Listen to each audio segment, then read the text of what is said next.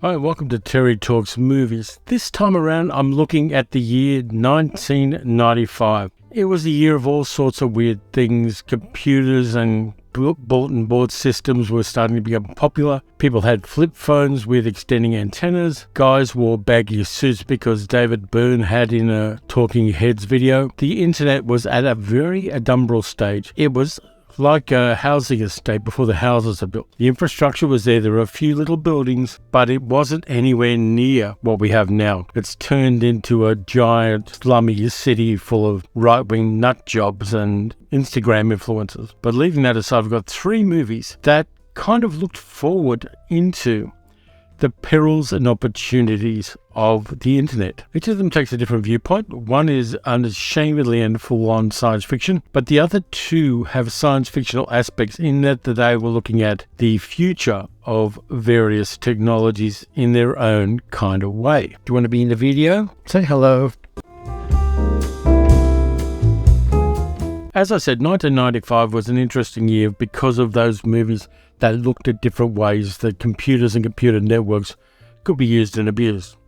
Now, in 1995, I was living in one of the worst suburbs in Melbourne, by which I mean one of the richest suburbs in Melbourne.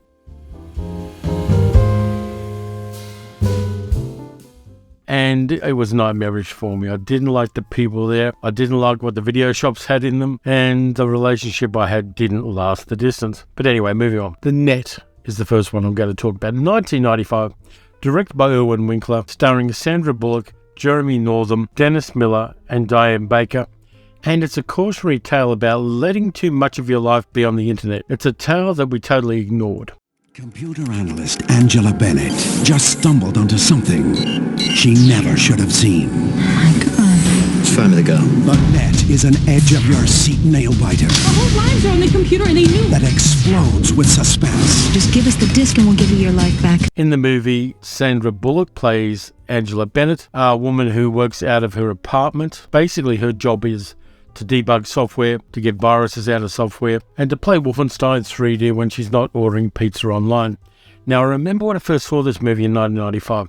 The idea of ordering pizza online was really new. It wasn't something that happened in Australia yet. And so the idea of being able to order a pizza and customize it through a pizza parlor's website was futuristic technology to me. A lot of the things in this movie were futuristic. Ordering airline flights online and being able to select your seat. It was cutting-edge stuff for the day with those giant CRT monitors, the Power Macs that people used, the laptops that were that thick, and the dial-up modems that required a phone line. All of that stuff was really groovy at the time. So there's a certain nostalgia factor to the movie. Angela has a friend, one of her friends on a BBS she's on, who collects computer viruses. I knew people who collected computer viruses back in the day as well.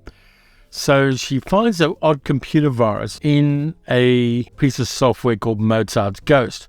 So she sends it off to her friend. And that then triggers the awareness of a group called the Praetorians, who are run by the head of a software company which is developing an antivirus software which is going to take over the market, protect everybody from internet hacking and viruses and things like that. But there's a loophole which enables the makers of the software to access every system upon which it is installed. So after 6 years of doing this kind of work, Angela decides she's going to take a holiday in Cancun.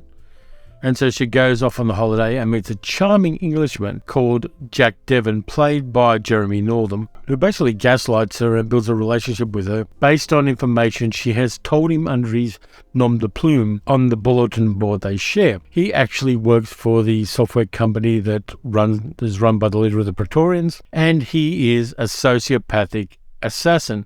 He's got to get the disc from Angela and discredit her in every way so she can't reveal that this company is basically trying to take over the world. He arranges for her bag to be stolen when they go on a romantic boat trip. And by the time she gets back to civilization after escaping this sociopathic guy she just slept with, she finds that her identity has been stolen.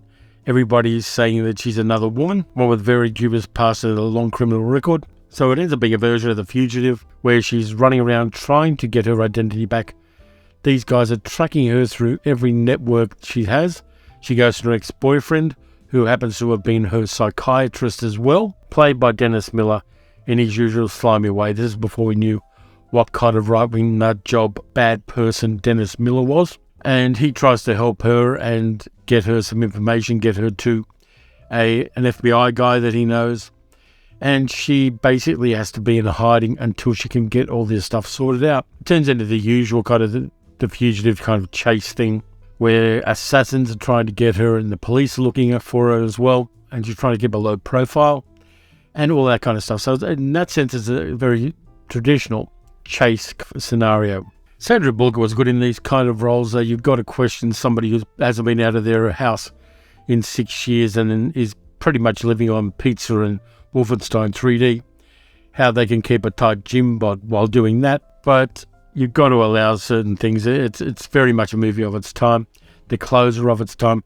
The computer technology is the fun part. Watching all of these old PCs with the enormous CRT monitors and the very low-res screens they've got is a nostalgic piece of fun. And it's a bit like watching VHS tapes these days. You kind of go, how can we put up with something that low resolution when we're trying to do things or watch things? But we did, because that is what we had. Jeremy Northam's really good in this one too. He does the kind of charming assassin kind of thing very well in this. And I was thinking about Jeremy Northam's accent in the net. Posh English accents, what they call received pronunciation, is a form of social engineering and a form of hacking. Society, both here in Australia and in England and to a certain extent in the USA, is geared to accepting the idea that people with that kind of an accent have education and knowledge and wisdom and the ability to run things and are good at what they do. It's all a con job, because there's a recent history, and as ancient history has taught us, that's not the case. These people are a bunch of bozos who have never had to challenge themselves.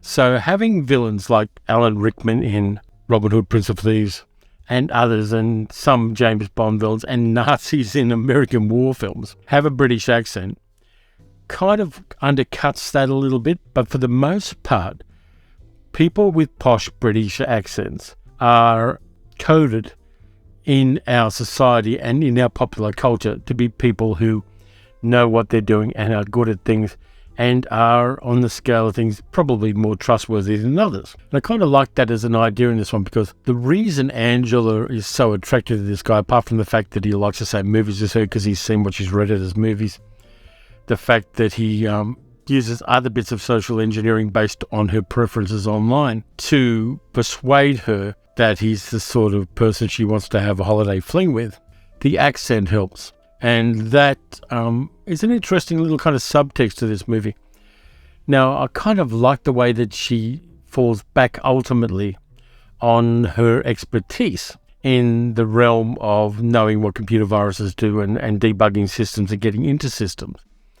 And fortunately, part of the merry chase she leads the bad guys on ends up at a computer convention in the Moscone Center in San Francisco, so that she's able to get into the evil company's systems because they have a display there, and upload the virus in a cheeky way to get it to wipe out basically all the systems of that company, because internal firewalls in systems weren't particularly a big thing at the time, or at least the movie will try to convince us of that. None of the three movies I'm going to talk about are particularly on point as far as computer technology, computer architecture, hacking viruses and things like that are concerned.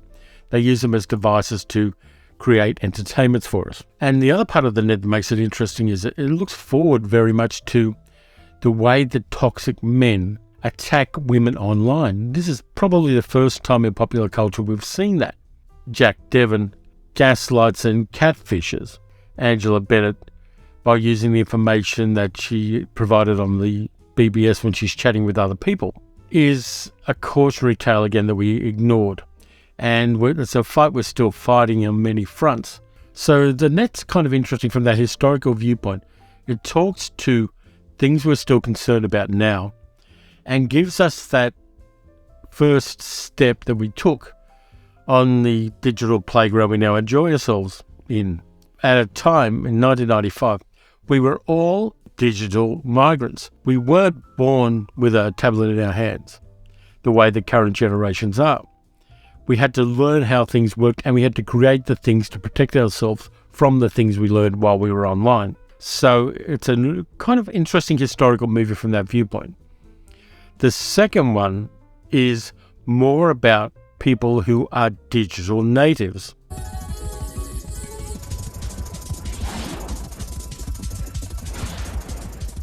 The hero, played by Johnny Lee Miller in the movie Hackers, started hacking computer systems in 1988 when he was 11 years old, and he crashed something like 1,705 computer systems at a very young age. He's a computer genius.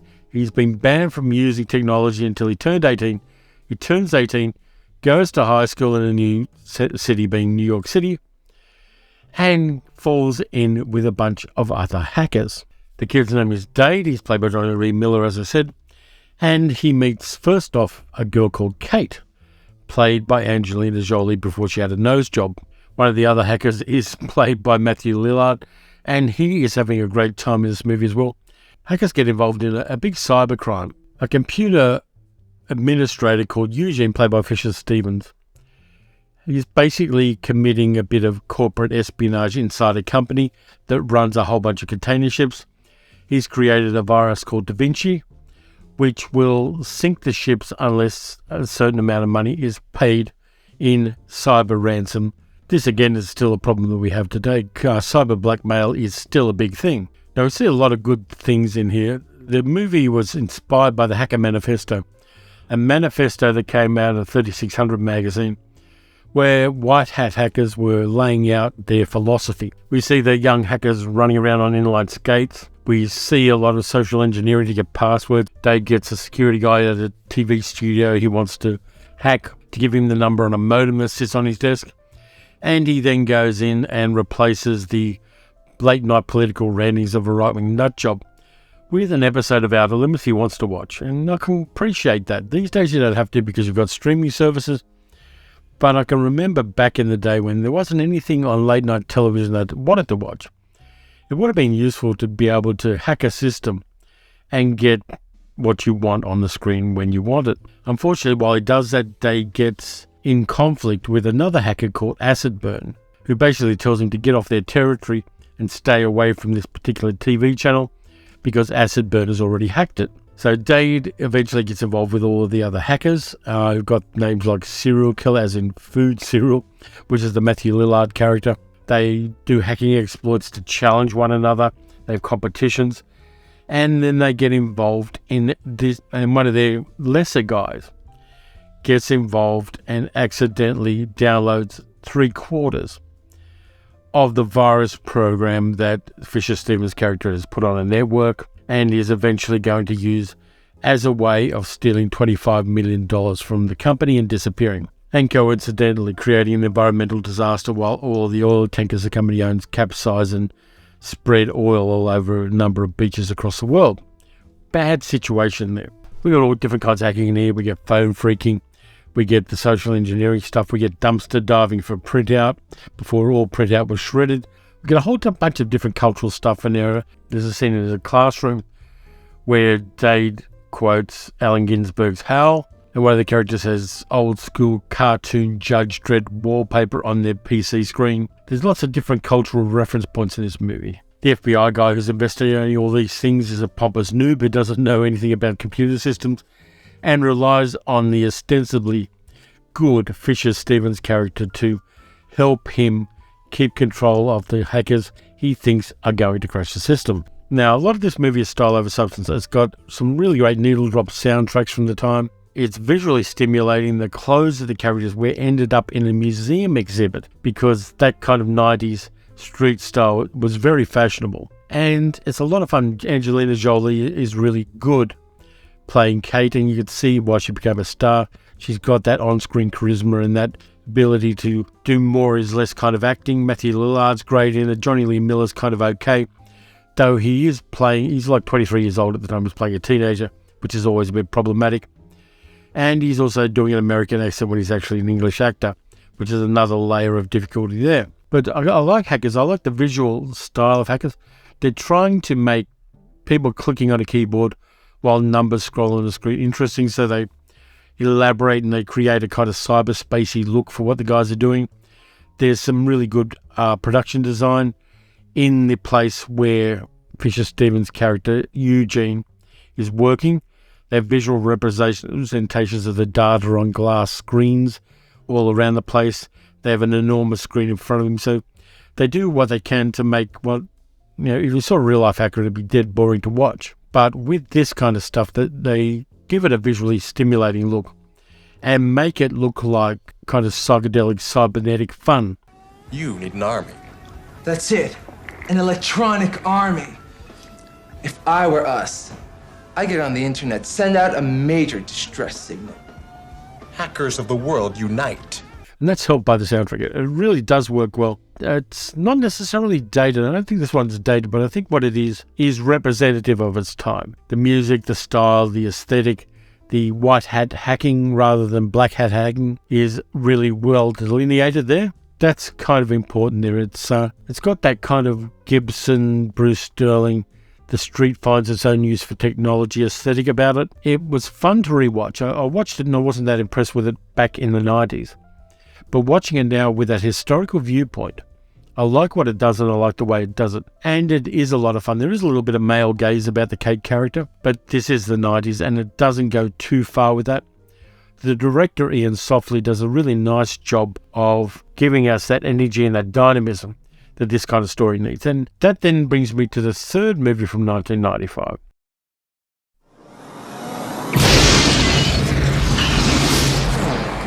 Good morning.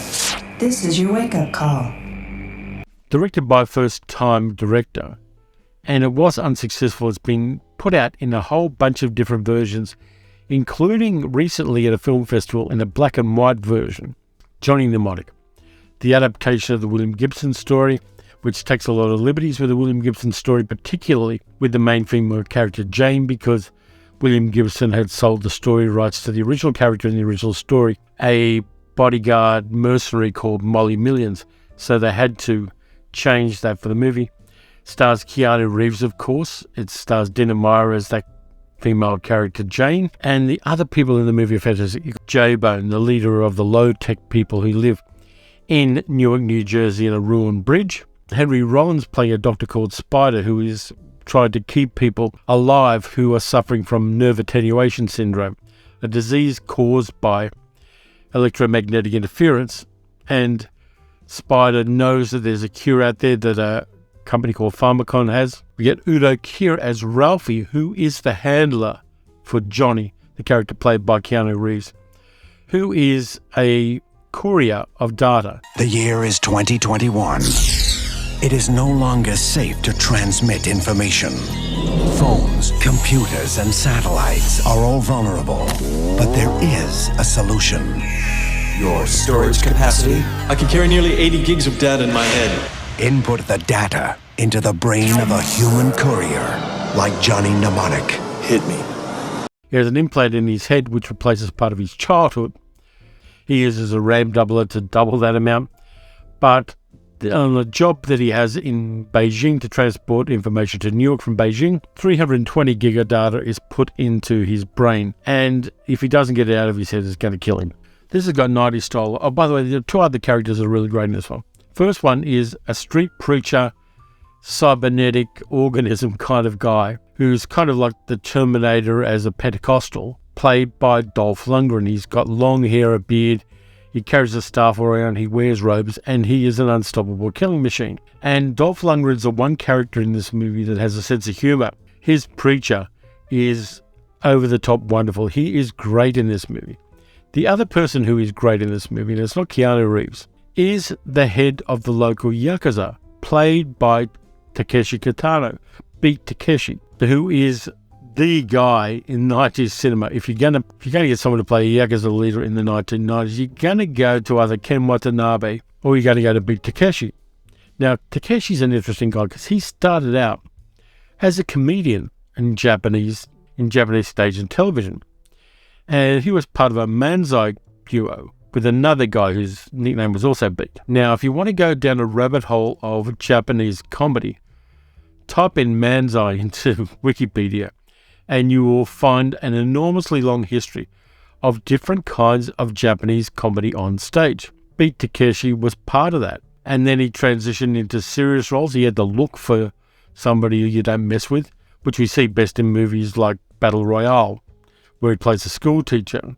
When I was in Japan in 2019, there were still billboards all around Tokyo and Osaka where Takeshi Kitano was advertising various products for sale, and all they had to do to advertise it was just have his face and the product name up on the billboard. Cultural icon in Japan, fantastic actor and director. Movies like Hanabi that he directed are incredibly good and worth watching. But in this one, he's cashing a check to play a Yakuza leader who has a tragic backstory, and he gives good value in this one. I like Takeshi in everything I've seen him do, including Takeshi's Castle. But in this one, he adds a little bit of credibility to things. Now, we get the usual cybernetic things. We get an assassin who's got a monomolecular wire attached to a thumb implant, which he uses to hack things apart, including Udo Kier for that matter. And it's not the best cyberpunk movie ever. I don't think they've made the best cyberpunk movie ever yet. But it's got that aesthetic about it. And I think the Keanu is miscast in this one. He gives it a good shot. He tries to do what the role requires. But I'm not sure that his abilities at that stage of his career were up to this kind of a role. I mean, they could have got other people to do it. They could have got someone like Robert Downey Jr. to do it. And Robert Downey Jr. would have brought a little bit of humour to it, but also an intensity that I think Keanu didn't have at the time. Could have got a few other people to do it as well. Problem is the character is underwritten as well. There's not much to Johnny because of that implant that he has, which has taken out part of his past. And so the character doesn't have much depth apart from, I want to stay alive, I want a computer, I want to have room service and expensive sex worker. That's basically the gist of the character up until the time he finds out that in his head is a cure to nerve attenuation syndrome and that millions of people across the world need it, and he has to get it out in a way that A, is not going to kill him, and B, doesn't corrupt the data. So there is a strong kind of impulse, and we know clearly what the stakes are in this movie. One of the problems is that the director, Robert Longo, wasn't experienced. He was a Canadian guy, and he and William Gibson got together and decided that they wanted to do this movie as a small art house film with $1 million to $2 million budget. Problem is they couldn't get a movie that small funded. So they did get Sony Pictures to fund it, but as a much larger picture. And that was a lot more than either of them had expected. And Longo himself was maybe not at the stage of his career where he could carry a movie that big. But having said that, it's got some interesting aspects to it as well. Yes, all the computer screens are low resolution in there, but there are characters like Henry Rollins Spider that I like, and Nero Jabo, the character played by Ice-T, is kind of cool in this one. And the production design is pretty much scrappy street stuff. There's a lot of shipping containers, there's a lot of I-beams, there's a lot of cabling and CRT monitors. There's a dolphin in a tank, and it kind of worked for me because of that. And I can now look at it slightly differently and see the flaws in it, but still kind of go along for the ride, because every 5 minutes a new and interesting character actor will show up and do their bit and then go away. Udo Kier right at the start with his pair of bodyguards who are quite interesting. Yeah, the aesthetic kind of works. That it does have that kind of cyberpunk aesthetic about it, but I think the protagonist is a bit of a null, and the narrative doesn't flow as well as maybe I'd like it to do in this kind of a movie. So they're the three movies I got from 1995. They're kind of interesting. They're worth rewatching, definitely. All three of them are worth rewatching for very different reasons. The first one because it's an interesting variation on a fugitive chase kind of movie. The second one because it is wonderfully stylish and dynamic and a lot of fun. And the third one because it was the first solidly in-studio adaptation of a William Gibson intellectual property. And we've since seen things go much better with things like The Peripheral. So that's it for this time around. I've got three movies there. 1995, interesting pivot point in the history of cinema, in the history of computers and the way that we view computers, computer networks, and the way people use them. And all three of these movies take different viewpoints on them. Thanks very much for watching. If you enjoyed the video, please like, subscribe, leave a comment. Let me know which of these three movies you enjoyed the most and whether you'd rewatch them again. I think they're worth it. I think they're a bit of historical fun now that, 28 years have passed since they were made. Other people may have different opinions. So anyway, you can also support the channel, by the way, if you donate through the Ko-fi at kofi.com/paleocinema. You can also donate regularly by going to patreon.com/paleocinema. Next time around, I'm going to have a few things that I'm being sent by some companies, horror movies for the most part, but maybe some genre stuff as well.